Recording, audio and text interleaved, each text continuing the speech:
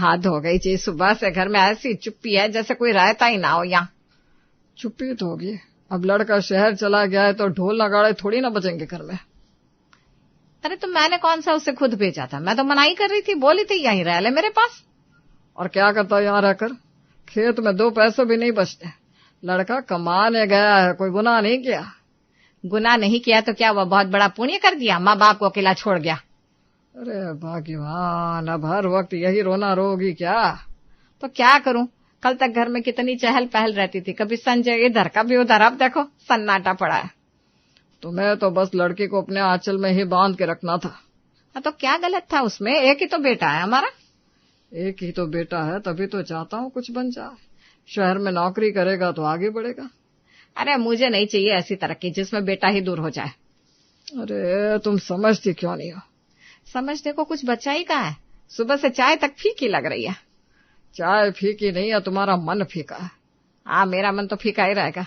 अब किसके लिए बनाऊं पकवान, किसके लिए डांटू डपटू? अरे भाग्यवान, लड़का गया है थोड़े समय के लिए, हमेशा के लिए थोड़ी ना गया है। तुमको तो कुछ फर्क ही नहीं पड़ रहा। फर्क मुझे भी पड़ रहा है, लेकिन हर बात पर माथा पीटने से क्या होगा। तभी सुधा के पास रखा फोन बजने लगता है। अरे ये तो संजय का फोन है। लो आ गया तुम्हारे लाडले का फोन, अब कर लो दिल हल्का। सुधा फोन उठाती है। हाँ संजय, याद आ गई हमारी? अरे माँ ऐसी बात क्यों कर रही हो? क्यों ना करूं, तुम तो हमें छोड़कर शहर चले गए, यहाँ हम दोनों अकेले बैठे हैं। माँ नौकरी के लिए गया हूँ, मजबूरी है। मजबूरी तो हमारी भी है, यहाँ किससे बात करें हम। हाँ बेटा, तेरी माँ सुबह से मेरा दिमाग खा रही है। अरे पिताजी आप भी ना। तुम तो हंस रहे हो लेकिन यहाँ हमारा जी नहीं लग रहा। तो एक काम करो। क्या? अगर मैं अभी गांव नहीं आ सकता तो आप लोग ही शहर आ जाओ। शहर? अरे ये भी कोई बात हुई? क्यों नहीं, मैं यही घर ले चुका हूँ, आप लोग आ जाओगे तो मुझे भी अच्छा लगेगा। सच में आ जाए क्या बेटा? हाँ माँ क्यों नहीं, अब दोनों आ जाओ कुछ दिन के लिए। सुन रहे हो जी, संजय बुला रहा है हमें शहर। हाँ सुन रहा हूँ। तो चलिए ना, यहाँ बैठे बैठे क्या करेंगे? तुम तो ऐसा तैयार हो रही हो जैसे अभी बैग उठाकर निकल जाओगी। अगर बेटा बुला रहा है तो जाने में क्या दिक्कत है? हाँ भैया ठीक है, चलते हैं कुछ दिन के लिए। बस फिर तय रहा, हम शहर आ रहे हैं। ठीक है माँ, मैं सब इंतजाम कर लूंगा। अच्छा बेटा ध्यान रखना अपना। फोन कट जाता है। देखा, मैंने कहा था ना, बिना हमारे उसका भी मन नहीं लग रहा होगा। अच्छा अच्छा, अब जल्दी से सामान बांधो, लगता है गांव से सीधे शहर की सैर होने वाली है। हाँ जी, अब देखते हैं हमारा संजय शहर में कैसे रहता है। सुधा और बलराज शहर संजय के पास चले जाते हैं। आइए आइए माँ, यही है मेरा घर। अरे वाह, कितना बढ़िया मकान है। हाँ भाई, शहर में तो सब कुछ कितना साफ सुथरा लगता है। और ये देखो जी, सामने कितना बड़ा पार्क भी है। हाँ माँ, लोग यहाँ सुबह शाम घूमने आते हैं। अच्छा है बेटा, यहाँ तो मन भी लगा रहेगा। आइए ना, अंदर आइए। अरे बाप रे, कितना अच्छा घर है। हाँ बेटा, तू तो यहाँ मजे में रह रहा है। और ये सोफा, ये पर्दे, सब कितना बढ़िया है। वहाँ शहर में ऐसे ही घर होते हैं। अच्छा किया बेटा जो शहर आ गया, यहाँ तो सब कुछ अलग ही है। हाँ भाग्यवान, गांव से तो कहीं ज्यादा सुविधा है यहाँ। और ये रसोई भी कितनी बढ़िया है। माँ बैठो ना पहले। हाँ हाँ बैठते हैं। बेटा नौकरी भी ठीक चल रही है ना? हाँ पिताजी अब ठीक है। अच्छा अच्छा, भगवान करे तेरा काम ऐसे ही चलता रहे बेटा। माँ मैं आप दोनों से एक बात करना चाहता था। हाँ हाँ बोलो बेटा। क्या बात है? वो मैं एक लड़की को पसंद करता हूँ। क्या? कौन है वो लड़की? उसका नाम साक्षी है। साक्षी मतलब शहर की लड़की है? हाँ माँ। देख संजय, शहर तो बहुत अच्छा है लेकिन शहर की लड़कियां अच्छी नहीं होती। माँ ऐसा क्यों कह रही हो आप? अरे हम सब जानते हैं, शहर की लड़कियां बस अपने मन की करती हैं। हाँ बेटा, तेरी माँ गलत नहीं कह रही। लेकिन साक्षी ऐसी नहीं है पापा। बेटा तू अभी अभी नया नया शहर आया है, तुझे सब अच्छा ही लगेगा। माँ मैं उसे काफी समय से जानता हूँ। नहीं, मुझे ये सब ठीक नहीं लग रहा। माँ कम से कम एक बार मिल तो लो उससे। अरे मिलने की क्या जरूरत है, मैं तेरे लिए गांव की अच्छी लड़की ढूंढूंगी। माँ ऐसी लड़की जो घर भी संभाले और तुझे खुश भी रखे। हाँ बेटा, गांव की लड़की सीधी सादी होती है। पापा साक्षी बहुत अच्छी है। बेटा शहर की लड़कियां बस दिखावे की अच्छी लगती है। माँ आप लोग उसे गलत समझ रहे हो। तो तू क्या कह रहा है, हम झूठ बोल रहे हैं? नहीं माँ, लेकिन हर लड़की एक जैसी नहीं होती। अच्छा, तो तू उससे शादी करना चाहता है? हाँ पापा। देख संजय, मुझे शहर की बहू नहीं चाहिए। माँ आप लोग मुझ पर भरोसा तो करो। भरोसा है तभी तो कह रही हूँ। अगर आप लोग एक बार उससे मिलोगे तो आपको भी पसंद आ जाएगी। क्या नाम बताया तूने? साक्षी। माँ वो बहुत समझदार है, घर परिवार की इज्जत करना जानती है। भाग्यवान, एक बार मिल लेने में क्या बुराई है? आप भी ना। माँ प्लीज एक बार मिल तो लो। अच्छा, अगर तू इतना कह रहा है तो मिल लेंगे। सच में माँ? हाँ, लेकिन अगर हमें पसंद नहीं आई तो जो आप लोग कहेंगे वही होगा बस। चलो ठीक है, हम तो तेरी खुशी के लिए मान रहे हैं। धन्यवाद माँ। लेकिन याद रखना, अगर लड़की ठीक नहीं लगी तो मैं गांव से ही बहू लाऊंगी। ठीक है माँ। कुछ समय बाद संजय सुधा और बलराज से साक्षी को मिलवाता है और उन्हें मनाकर संजय साक्षी से शादी कर लेता है। देखो जी, आज घर में बहू की पहली सुबह है। हाँ भाग्यवान, अब तो घर में रौनक रहेगी। बस भगवान करे बहू घर को अच्छे से संभाल ले। तभी कमरे का दरवाजा खुलता है और साक्षी बाहर आती है। उसने जींस और टॉप पहना हुआ है। सुधा उसे देखते ही थोड़ी हैरानी से देखने लगती है। अरे बहू, ये क्या पहन रखा है तुमने? क्यों माँ जी? आज तो तुम्हारा ससुराल में पहला दिन है ना? हाँ बहू, आज के दिन तो थोड़ा घर की मान मर्यादा का ख्याल रखना चाहिए। साक्षी एक पल के लिए रुक जाती है। मुझे लगा घर पर ही है इसलिए ऐसे ही आ गई। घर पर ही हो, लेकिन अब ये तुम्हारा मायका नहीं है बहू, ससुराल है। साक्षी हल्का सा सिर हिला देती है। ठीक है माँ जी, ध्यान रखूंगी। देखो बहू, बुरा मत मानना, हमें ये जींस टॉप वगैरह देखने की आदत नहीं है। हमारे यहाँ थोड़ा अलग माहौल है। तभी संजय भी वहां आता है। क्या हुआ? कुछ नहीं, बस अपनी शहर वाली बहू को घर के तरीके समझा रही थी। माँ, अरे मैंने कुछ गलत नहीं कहा बेटा। रहने दीजिए संजय, माँ जी सही कह रही हैं। हम तो बस इतना चाहते हैं कि घर की मर्यादा बनी रहे। जी समझ गई। वैसे भी शहर की लड़कियां ऐसी होती हैं। अरे भगवान, क्यों गलत कह रही हूँ क्या? मैंने तो पहले ही कहा था संजय से कि शहर की लड़की बहू बनाकर मत लाओ। माँ अब शादी हो गई है। हाँ हो गई है, इसीलिए तो अब समझा रही हूँ ना, और कुछ नहीं बोल रही हूँ। साक्षी शांत खड़ी रहती है। देखो बहू, शहर की लड़कियों ना तो ये सब बातें थोड़ी सहनी पड़ेगी। कोई बात नहीं माँ जी। यहाँ घर की इज्जत और तरीके सबसे पहले आते हैं। मैं कोशिश करूंगी कि आपको शिकायत का मौका ना मिले। बात तो ठीक कह रही है बहू। मैं अभी आती हूँ। कहाँ जा रही हो? बस 2 मिनट। साक्षी कमरे में चली जाती है। देखा जी, मैंने कहा था ना शहर की लड़की है। अरे अभी तो आई है घर में। हाँ, लेकिन आदत तो शहर वाली है ना। माँ साक्षी समझदार है। हाँ, देखते हैं। साक्षी कमरे में आते ही अलमारी खोलती है और खुद से बात करने लगती है। ये मैंने क्या कर दिया? सच में मैं भी ना, ससुराल में पहला दिन और मैं जींस टॉप पहनकर बाहर चली गई। कोई भी देखेगा तो यही सोचेगा कि कैसी बहू है। वो अलमारी में कपड़े देखने लगती है। कम से कम आज तो मुझे ध्यान रखना चाहिए था।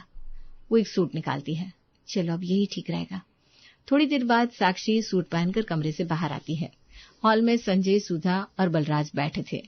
संजय जैसे ही साक्षी को देखता है, थोड़ी देर उसे देखता ही रह जाता है। अरे वाह, क्या हुआ? आज तुम सूट में कैसे?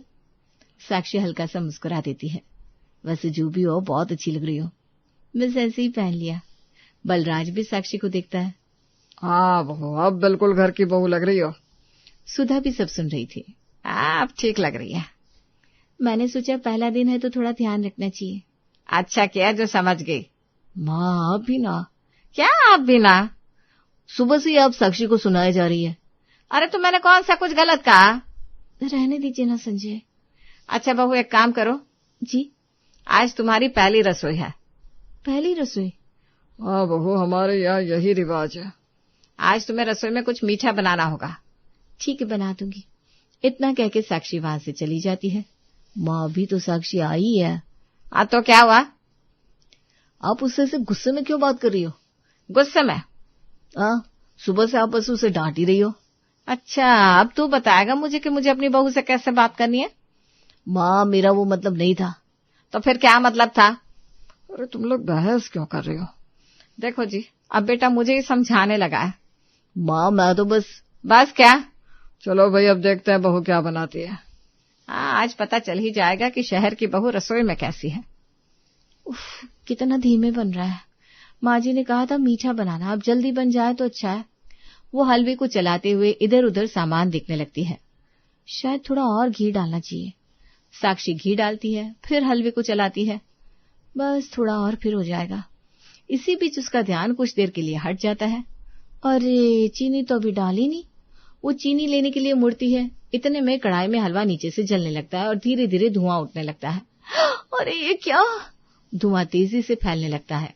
हॉल में बैठे सुधा, बलराज और संजय को जलने की तेज गंध आती है। अरे ये बदबू कैसी आ रही है? लगता है रसोई से आ रही है। कहीं कुछ जल तो नहीं गया?